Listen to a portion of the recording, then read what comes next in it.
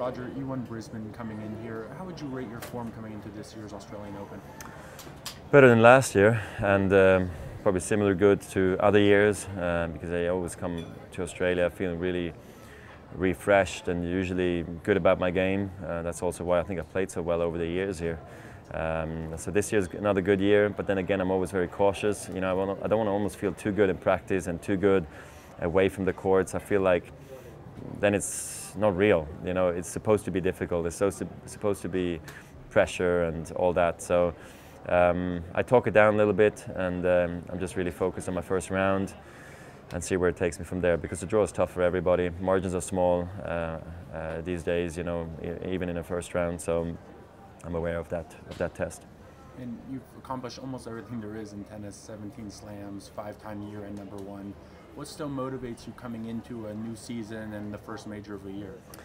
I mean, you know, I draw motivation of many things. You know, I enjoy the tour itself. I like that my family enjoys being with me. Then I love coming back. I mean, like that returning guest. You know, everybody kind of knows. I've created friendships in different cities, different countries all over the world, and so I always enjoy coming back and seeing everyone. And then on top of it, I get to play usually on center court in front of a crowd that sort of knows me, and the ones who don't know me get to see me maybe for the first time, and they seem excited. So there's so many things to play for still, and then I set my own goals, short term, long term, and that all seems to work in my mind. I'm able to keep track of what I really want to do.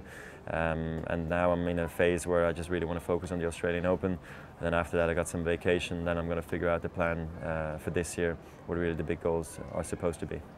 And Novak and Rafa struggled a little bit to begin the year. Obviously Stan's the defending champion. You have the young guns who are not so young anymore, right, starting to knock on the door, and yourself. What is this one of the more open fields that you can remember in a slam for a while? Potentially. I mean, I think the top 8 are tough, you know, I must say. Clearly also having had Stan win last year's, you know, definitely created some more opportunities for other guys, I think. I do believe that Novak's and Rafa's early exits in Doha have nothing to do with, you know, a slump or anything. I think they're going to be really difficult to beat here in Australia. They also like the place here, particularly Novak. And Rafa played very well here last year when I played against him and lost. So I think at the end of the day we'll see a winner that is not going to be a big surprise, in my opinion.